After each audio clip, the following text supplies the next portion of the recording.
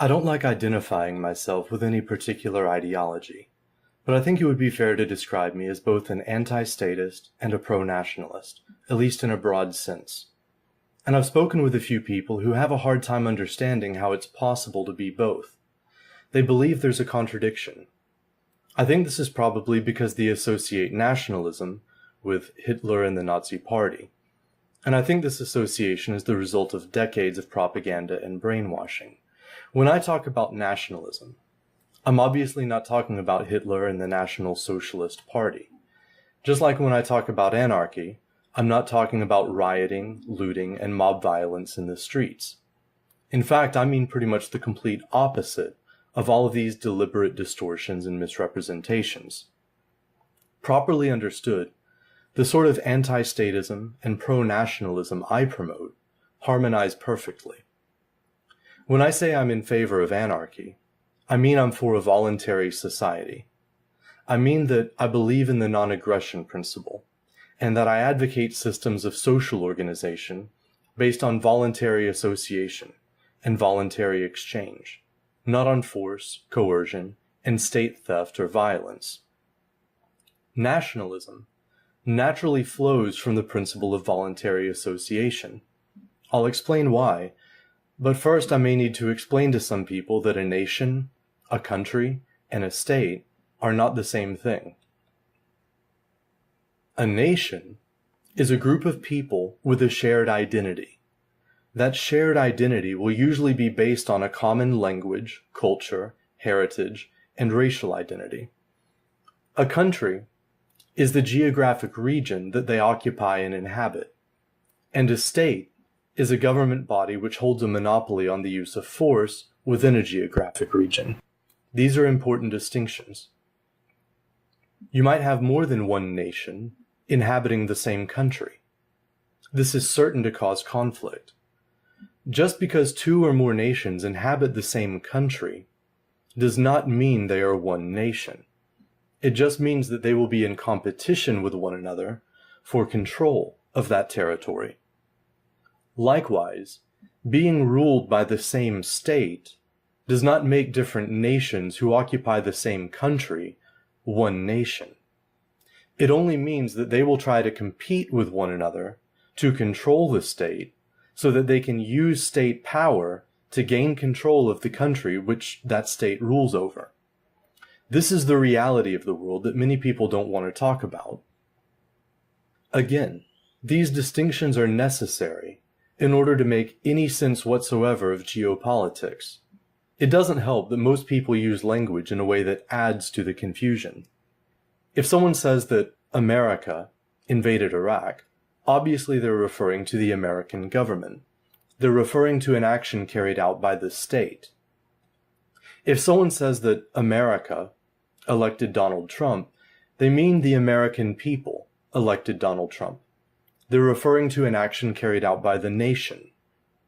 If someone says that white Europeans stole America from the Native American Indians, they're referring to the geographical region. They're referring to the country.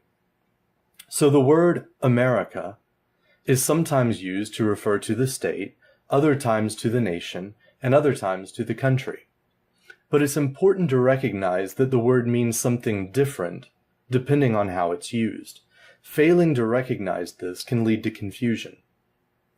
When I say that I'm a pro-nationalist, I essentially mean that I respect national sovereignty. And remember that when I talk about a nation, I'm talking about a people. I'm talking about a people with a shared identity based on a common language, history, cultural heritage, and perhaps most importantly, a common ancestry and genetic inheritance. Biology is more fundamental than any social construct such as a political ideology.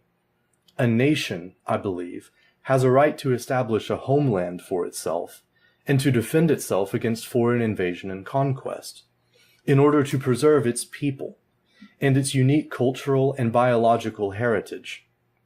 And again, when I talk about a country, I mean a nation's homeland. A nation can have a country without having a state. They could choose to live in a voluntary society, That's what I mean by anti-statism, and that's what I advocate. So there's no conflict between anti-statism and pro-nationalism. In many ways, I see the two as interdependent. If you have a voluntary society, you will also have nationalism, because given the right of voluntary association, people will choose to associate with others with whom they share a common language, culture, and identity.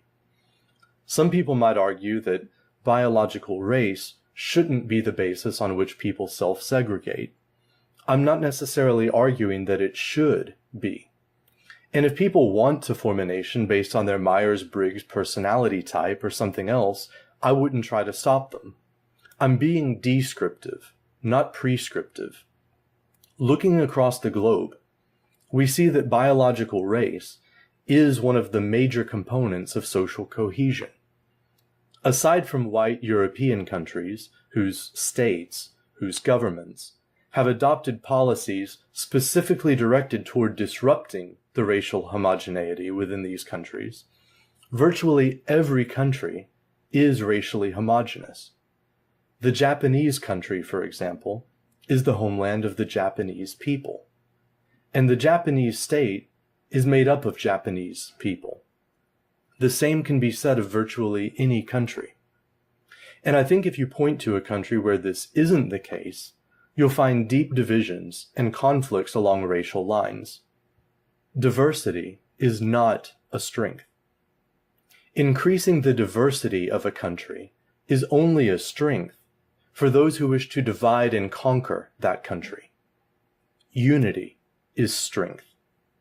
And a nation finds unity when it shares a common national identity based on a common language, a common cultural and biological heritage, and a common set of values. You'll have a voluntary society only when you have a nation united around values such as liberty, individual rights, personal responsibility, the non-aggression principle, and belief in a free market. You're not going to create that society by allowing waves of immigrants from nations who believe in state socialism or Islamic Sharia law. This should be blatantly obvious. In some ways, I'm a nationalist first and a libertarian second. This is because I see it as a waste of time arguing about how to organize our society if we don't even have a country of our own, or if we don't even know who we are as a nation. If we have a country, then we, as a nation, can determine which form of government we want, or whether we want to abolish the state and have a voluntary society. But when our current state is giving away our national sovereignty and opening up our borders to foreign nations and allowing our country to be invaded and colonized, it's a moot point. We have to take our country back first. And I think this means recognizing that the biggest threat to our nation and country is the state, which is essentially waging war on our people. I'm speaking especially to my fellow Americans, but also to the people of Britain and other European nations. My message is universal, though. What I'm saying applies just as well to other people in other parts of the world. I believe in the right of all people to exist, to preserve their unique identity and cultural and biological heritage, and to have a homeland, and to be a sovereign nation in control of its own destiny. I also encourage every nation to resist tyrannical state control and to create a stateless, voluntary society for your own people within your own countries. And I encourage every nation to respect the sovereignty of other nations and to cooperate with other nations to promote peace, prosperity, and liberty throughout the entire world.